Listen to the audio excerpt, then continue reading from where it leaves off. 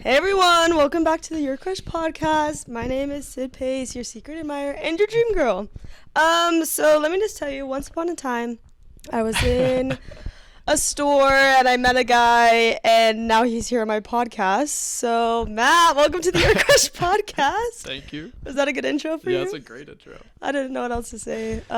He sleeps in the back of his car sometimes. He likes very healthy hot chocolate and we made some. Yep. And I would rate it maybe like a 5 out of 10. Yeah. It was not what I was expecting. Yeah, it's not typical hot chocolate. No. All right, Matt. So give us a little debrief. How old are you? Where are you from? What was your first job? What's your lore? I'm 29. I'm from Chicago. 29? Yep, 29. Yep. And my first job was, I mean, I don't know if I count this. It was pretty short-lived, but I was just like a hockey referee, and that's for like professional hockey? Yeah, it was pretty legit. And then I didn't know and then this. I kind of had a stint in my career, and then I was a bagger at a grocery store. So I went from professional hockey referee to I don't bagger at a grocery store. Yeah. Okay. Which job was better? Oh, the bagging job for sure. Like actually. Wait, why? I feel like the hockey would be fun. Hot take, but I really liked pushing carts. Like for real, it was fun. When you had to go get them from the parking lot, you're like, no, I'll go do that. Yeah, I was like, I'm gonna I don't know why, but I just loved being like super efficient with the carts and like always having carts on stock. I don't know. Okay, I could see that for you. Yeah, and then like, you could like push them and jump on them and like ride it down. It was fun. So he was playing, not working. Yeah. I mean, that's the best way to work, though. True. Yeah. So what brought you to Utah? A girl. A girl did.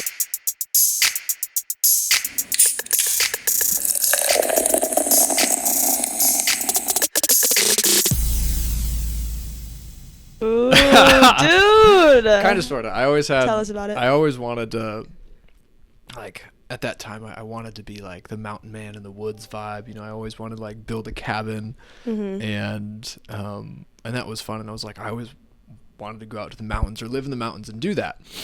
And at the time, my girlfriend at the time, she grew up in a small town and had the small town syndrome where she's like, I need to get out of here.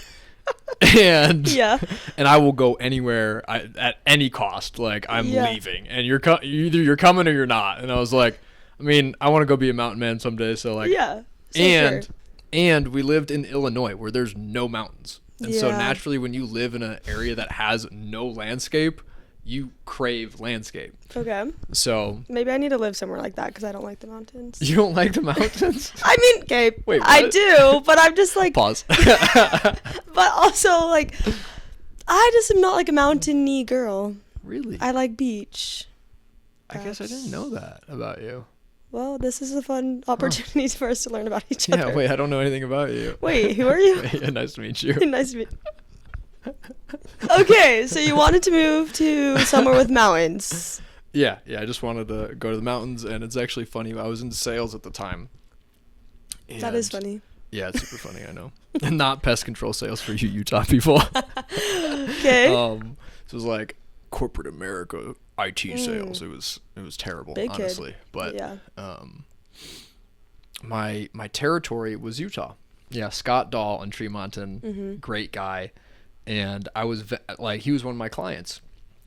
And I was venting to him about how my girlfriend wants to move to Boulder because she's like wanted to be like this trendy hippie yoga girl out in Boulder. And where else would you go besides Boulder? Yeah. And she's like, I just want to go to the mountains. I just want to like go out west, and like small town syndrome. I'm getting out of here. Like I'm leaving. Yeah. No bleep necessary. and I was venting to him about it because I looked up the cost, and like because I'm a budget nerd, I was like doing all the finances, and I'm like, honey, we're not gonna last there for like at all. Like, we're gonna be broke. Like, the average 3-bed 2-bath was like $800K, and I'm like, we're not like it's not gonna happen. Like, I'm like, you have $5,000 saved. Like, with your teacher salary, like, you're not you're gonna be homeless in like 5 months. Like I ran the math, and that was the reality. It was like, Jeez. you're gonna be moving back in with your parents in 5 months if we go to Boulder. Uh-huh. And I was venting to Scott about this, and he's like, dude, just come to Utah. It's the same thing. Mm-hmm. It's the same mountains. It's the same mountain range. It's just cheaper. Yeah. And true. I was like, all right, like I'll look into that. And I did, and sure enough, it was cheaper. Booked a flight, came out here, drove it all the way from like South Salt Lake and like Sandy area, all the way up to Logan, and we liked Ogden, and it was the cheapest out of everything. Yeah, and that's how I came out to Utah. And the company I was working for went 100% remote, so I was like, everyone started leaving. They're That was like, perfect. wait, we don't have to live in our little tiny studio apartments downtown Chicago. We can do this wherever we want. Does she live in Ogden still? Thank God, no. Okay. Good. I'm like, Ogden's small, so like the chances of you running into her. Yeah, I used to see her car all the time. Like, and remember I told you when you got your new car, I was like, oh, it's my ex's car. Like, I have such a good memory for cars. Yeah, so I used to see her all the time, and I know she's absolutely oblivious on the road. So she was not even. So yeah, there's like no way she would ever see me, but she's in Salt Lake now, so I'm like, I can walk around Ogden in peace. So it's safe. Great. Yeah. That's hilarious. Yeah. So how long were you like dating, and then like how long did you date when you were in Utah? Like before you broke up. I met her in college. Aww. Yeah, it college was honestly sweethearts. It was honestly a great love story. It was awesome. It was my senior year, and I was in a fraternity, but I didn't enjoy. You would be a frat boy. I didn't like the frat life at all, and as a lot of people in college are like, they didn't expect me to be in a frat, and I took that as a compliment. I was like, thank you. Like, that means a lot. Yeah, I always wanted to volunteer, and so I finally volunteered, and it was like a mini mission trip, I guess. It was like 2 weeks, but I went to Haiti, and we like all these incentives to help bring them money and improve their community and stuff, and it was so fun. I met her in that group. It was a Catholic church that did this, or like hosted the facilitation of this trip. I wasn't Catholic, but I was like, I just want to volunteer, and my roommate was in this group for a while, and he's like, you should come, and I was like, all right, sure. So we I had to like learn the Haitian language for like a couple months. And we went out there. We helped like plant these coffee bean trees we would teach them how to plant them, how to care for them, and then in like 2 or 3 years they would use the harvest to pay for their children's tuition. That was a sustainable way to give them income to afford the things that they want. Very wholesome of you, Matt. Yeah, it felt so good. Yeah. But I met her on that trip.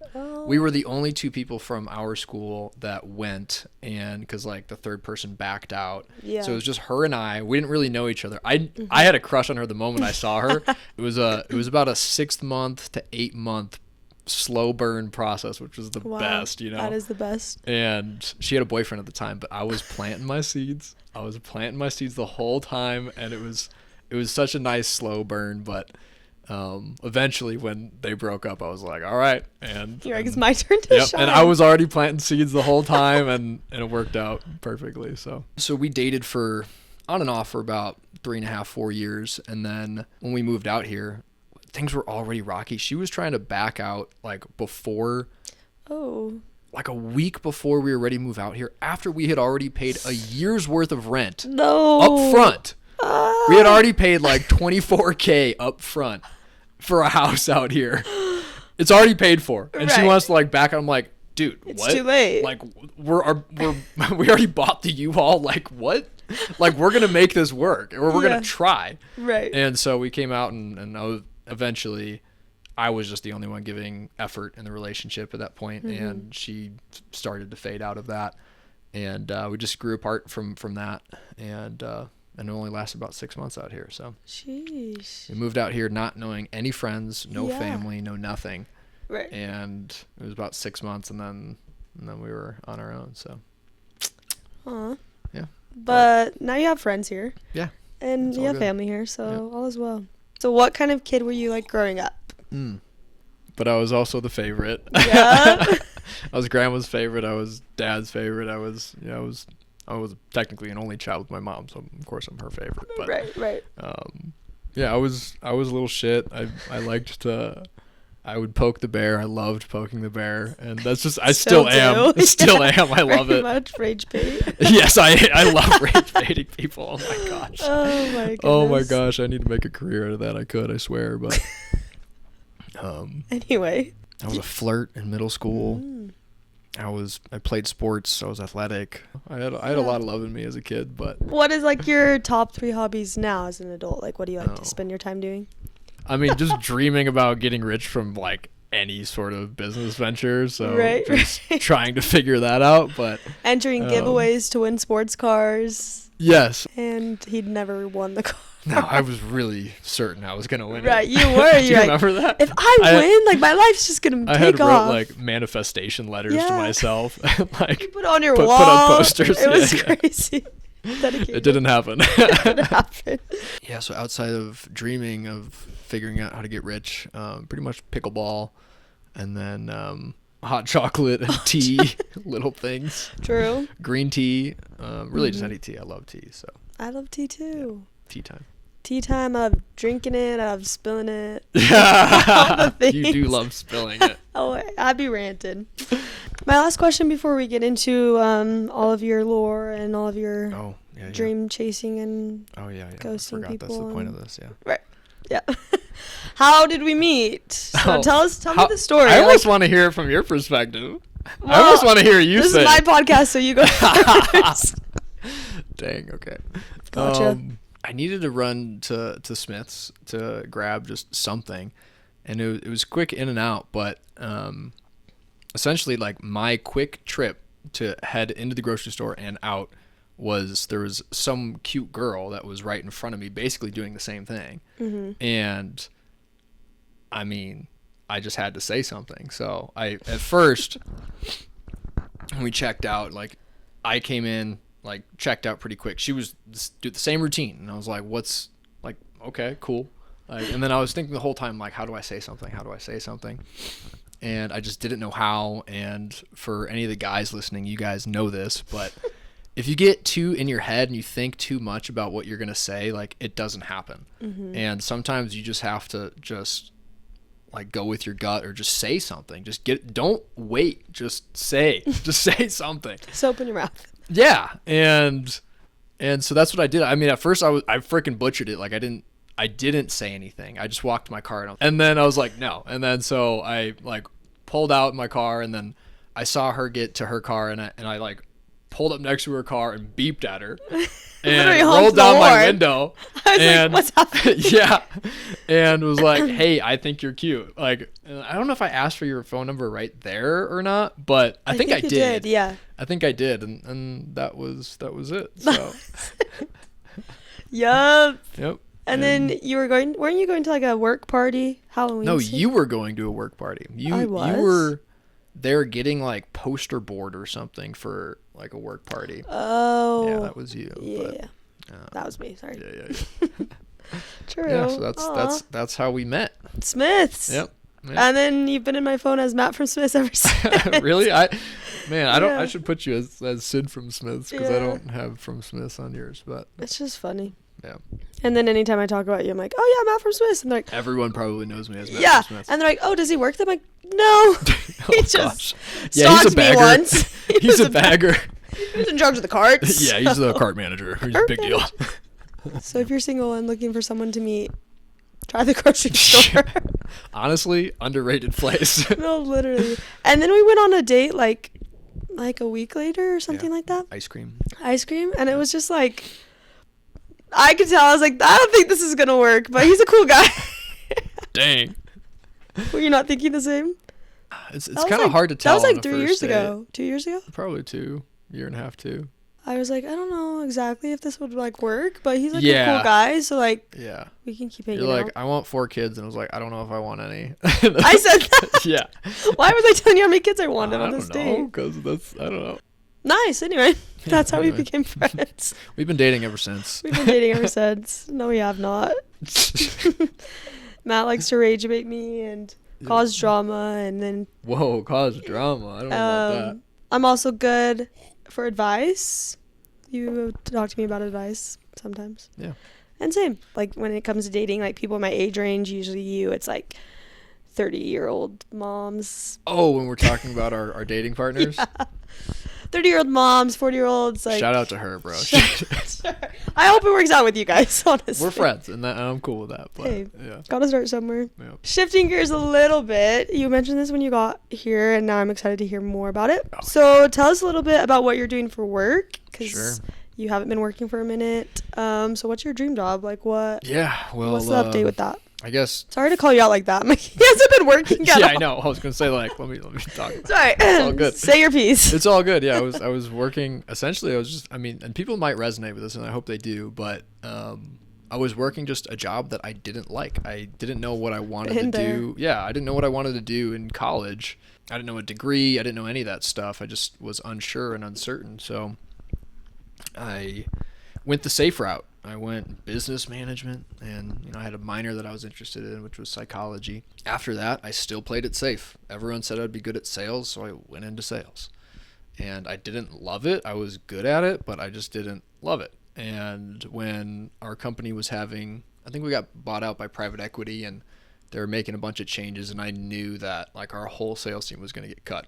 I saw the writing on the wall, and I didn't know what I wanted to do. I still didn't know what I wanted. So I knew there was an opening in another department internally, and I was like, I'll just hop over there for a little bit, because I don't want to get fired and I don't know what I want to do. Mm-hmm. So safe. Yeah, I played it safe, and it worked. I got a decent pay bump, and then I was in a position where I was working from home. I was making good like IT salary money, and I didn't like it, but it was safe. After nearly a decade of just playing it safe, it just sucked. It was the golden handcuff, situation where you've got a great job, but you don't know how to leave because it's like hard to leave. Yeah. And I was only working like 20, 25 hours a week, like working from home, like rolling out of bed, like working like 4 hours a day and like done. Like it was nuts. So like it was so great. Like it was so hard to leave. Yeah. It was so hard to leave. I'm working remote. Like I have like a little widget that I can like stick in my computer to move the mouse.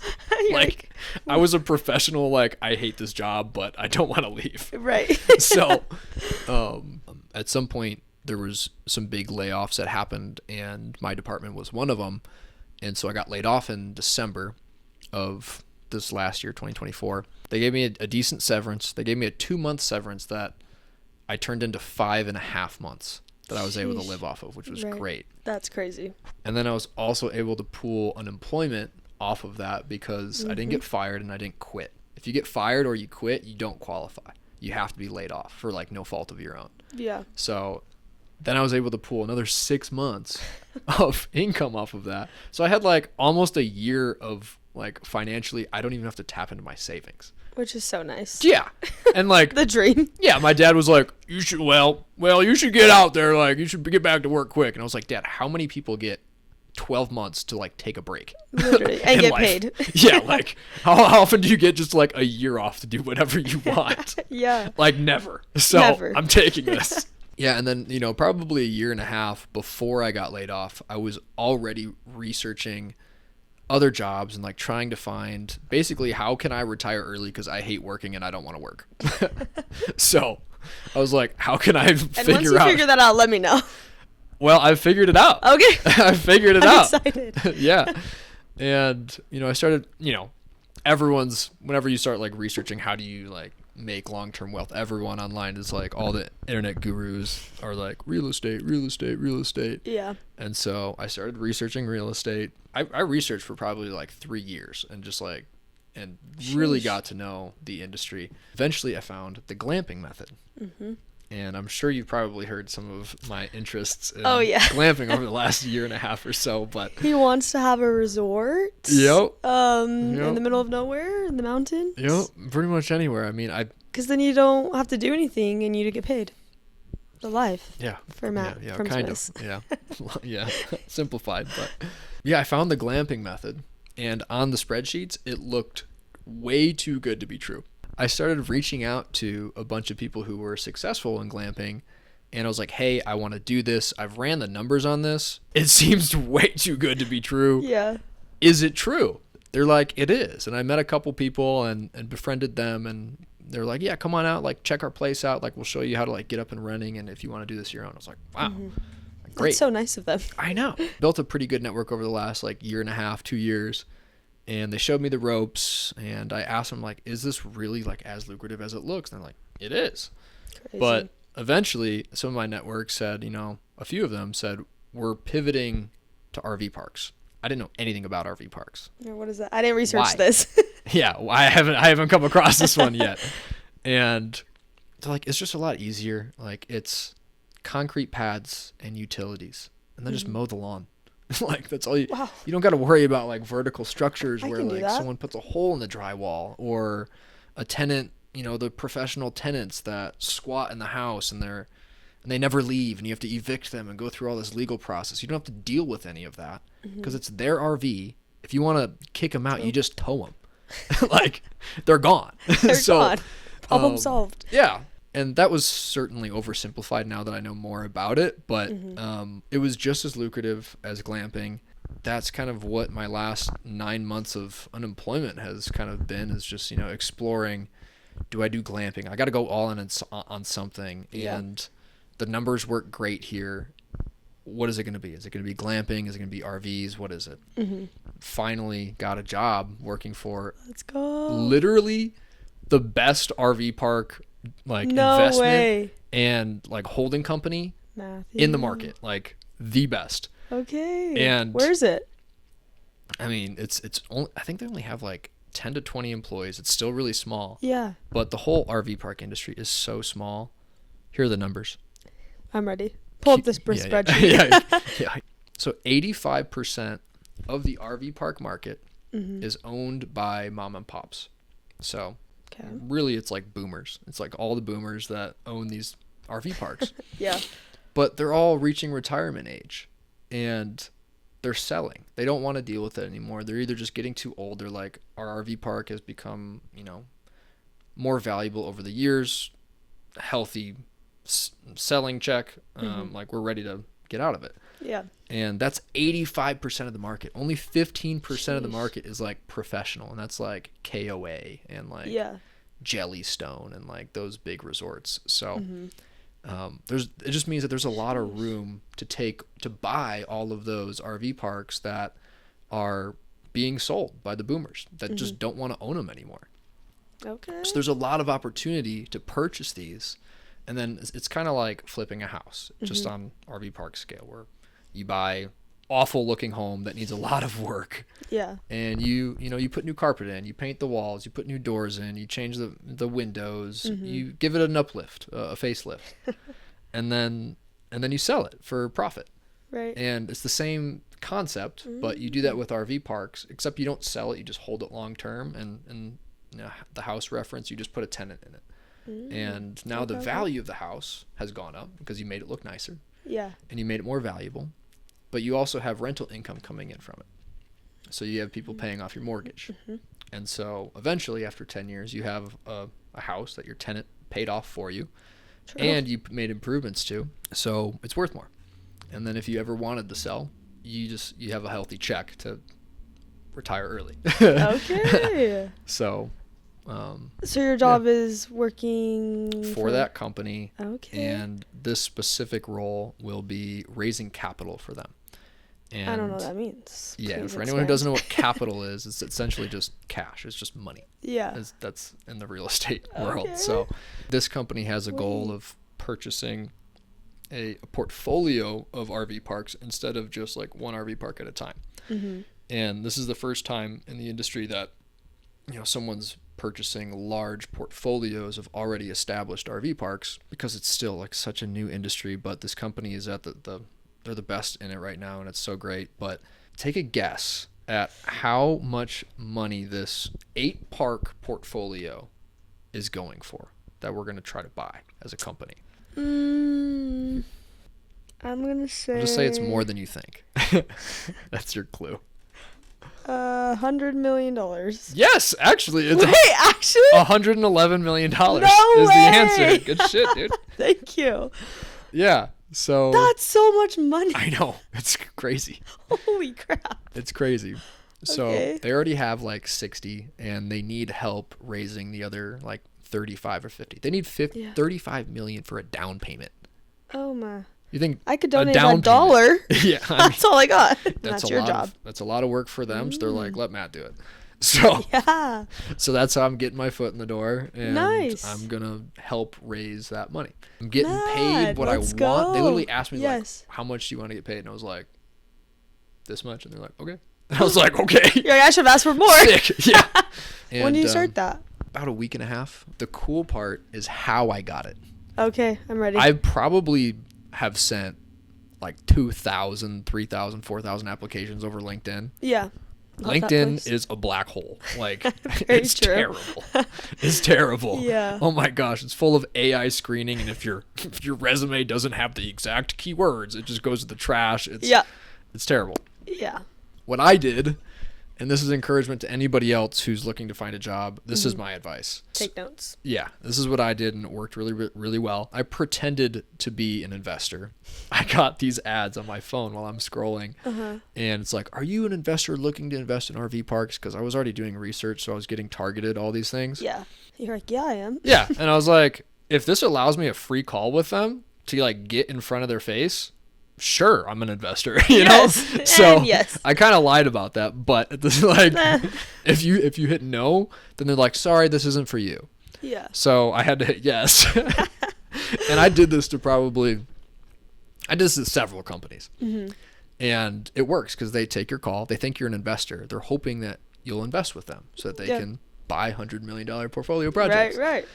And I'm like, sorry guys, but like this isn't exactly how you're expecting this call to go. I am not an investor. I would love to invest with your company, and I could probably find the capital. I don't have it myself. I really scheduled this call because I want to work for you guys. So most people like took it well. Oh yeah, everyone was like, that's bold, but I like it. Yeah. And they're like, what do you mean? And then I tell them my story. I tell them exactly what I told you about hating my career, planned to get out of it, got laid off, and then went all in.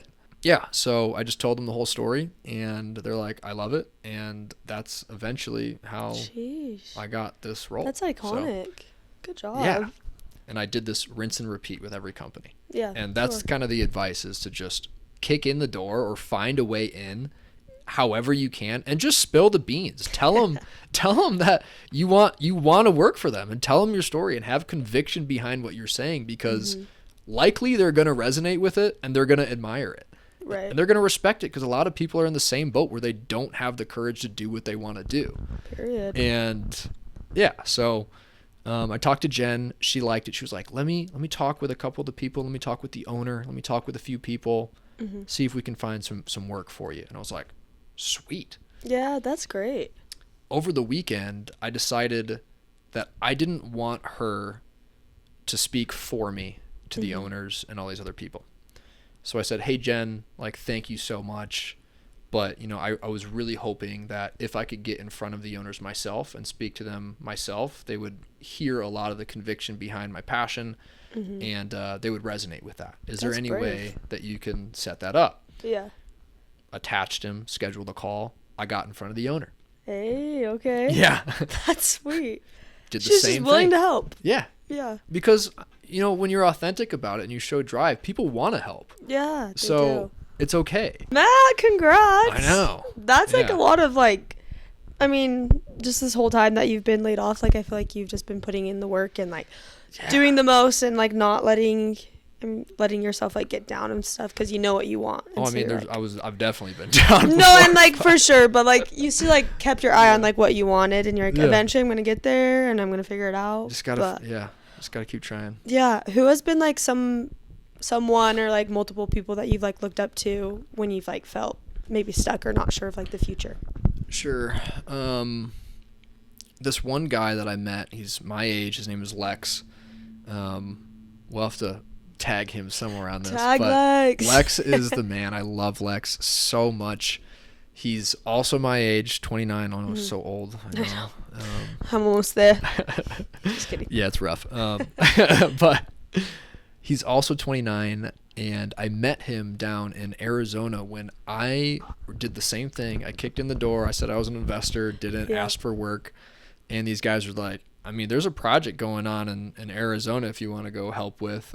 Wait, this is one you did this summer, yeah? Mm-hmm. Okay. Yeah. So I went down to Arizona. I worked for free. Uh-huh. I worked like in the trenches, digging trenches, remodeling bathrooms. I got like hands on the tools. I was in the dirt. Like I was doing all this stuff for free. Yeah. Because it was a good experience. Sure. If I wanted to own RV parks myself, I needed to know how to do it anyway. I went down there and I met this guy named Lex who was building Airbnbs. I resonated with him and I look up to him because he's actually taking action. He has had no prior real estate experience or construction experience. He is using ChatGPT and YouTube to build tiny houses in the middle of nowhere. And it's working. And it's working.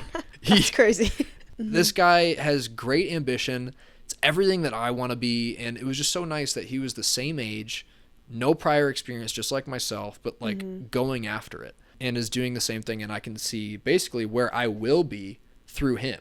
Yeah. And that's cool. Shout out to you, Lex. You're my boy. I love you. I helped him finish out his tiny home right before guests showed up. It was absolute mayhem. We were working like 16-hour days in hailstorms, and it was the most adventure that I've had in the last decade of my life. Yeah. And that was priceless. And I did it for free. Took the risk and it was free. I bet he's crying right now listening to it. I hope so. I hope you're crying, bro. So with that, so you talked about kind of like, as you like were going through the process of finding a job, like you kind of had be your number one hype man in a way of as you presented yourself to these people and like have that authenticity and like conviction in what you're doing. You have people that you look up to, and I'm sure like as you said, like you had some low moments in this whole laid off moment. How could you so how did you like handle like those setbacks and then like readjust your goals? Like what was that process like? I mean, it's never perfect, it's just hard times are sometimes just hard times. So true. Like, sometimes rock bottom is just rock bottom. But like at the same time, rock bottom's beautiful because like that's where you come out of it, and there's always something better on the other side of rock bottom, and it's always like self-discovery. It's always some sort of new chapter. It's always beneficial in the end. So for me, how I handled rock bottom, I mean, usually just go through it, but it was nice that I had time. I had a safety net. It probably easier than most would if you just get like fired or laid off, and you have so much pressure of trying to find another job while you're bleeding money every month. like immediately they're like, "Hey, look in," and you're like, "Can I just breathe for a second?" Yeah, what? So ideally, like I just like journaling it out for myself. Yeah. That's really big for me, and we've talked about that, but. Yeah, just, let it out. Whatever you're feeling, just let it out. And usually that gives you some space to, process it the way that you should. And just in a healthier way, too. So sure. I think I need to journal more. I think maybe life would feel less think everyone does. chaotic. I think everyone does. I need to journal more, too. Because I'm just very much like an avoider. And so if I journal, then I feel like it helps me like actually pay attention. I know. I always like try to encourage you to journal because I know you need to. You always push everything off. I know you need to. Okay, I will. Sheesh. No need to call me that. Call me out on that podcast. Anyway. Sorry.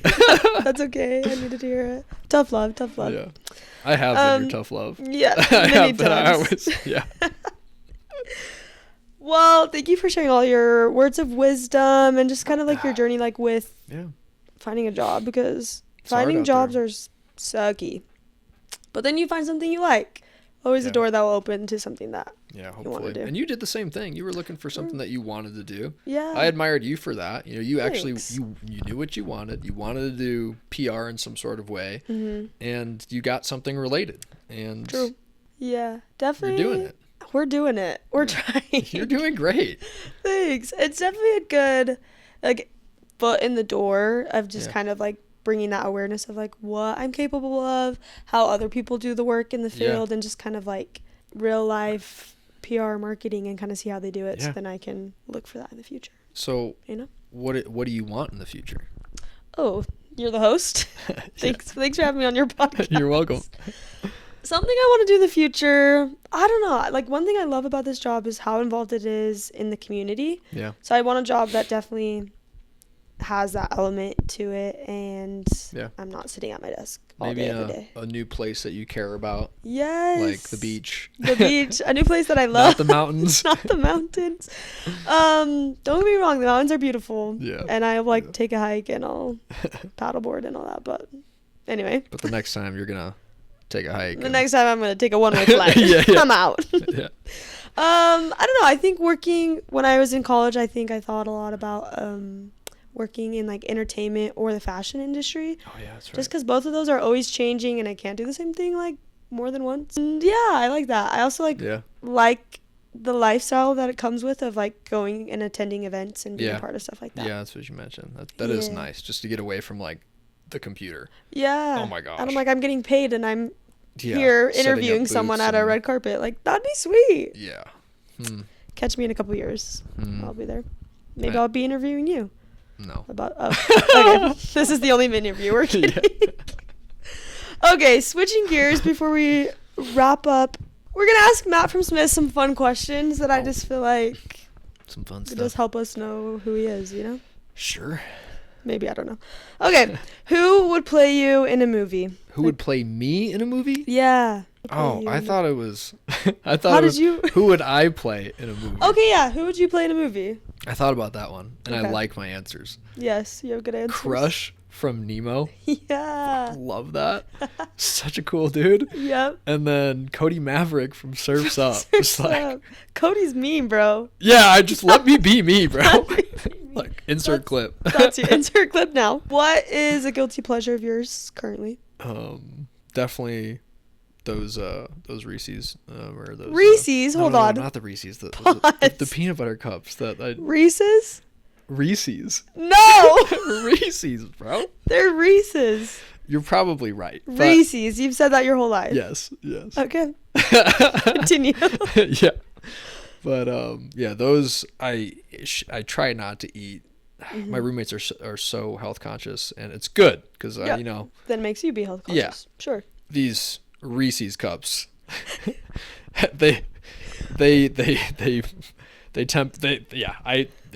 unbeatable. Oh, wow. He's speechless. Yeah, for real. As we all know, Smith's, the grocery store, has great sushi. So what is your favorite kind of sushi from Smith's? Or just in general? I mean, Tona has the best sushi. True. Like, you cannot go wrong there. But always a hit. And I don't know. I feel like all the sushi is the same flavor from Smith's. Oh. Like, no, yeah, true. It's like spicy, less spicy. It's like, do you want sauce or no sauce? Like, that's okay, favorite like sushi in general. When you go to Tona, what are you getting? Unagi. It sounds gross. Yeah. It's eel, but it's so good. It's so good. Is there like I've gotten it ever since I was a kid. Raw? Like what? Yeah, it's a cooked eel. It's like it tastes very similar to whitefish, so like walleye almost, but it's just phenomenal. Ever since I was a kid, I've always. Wait, and you've never seen Friends, the TV show? I have. I've just never like binge watched it. Well, they talk about unagi. Do they really? Yeah. No, they don't. No, they do. Really? They do. You should watch clip. it. Insert clip. Okay. Since we're on the topic of Smiths, what are you buying this week? What's on your grocery list? Anything gosh, nothing fun, to be honest. Nothing. Organic carrot juice, beef, rice, kale, green onions. Okay, this is a terrible grocery. Yeah. The staples. Yeah, sorry. Super boring.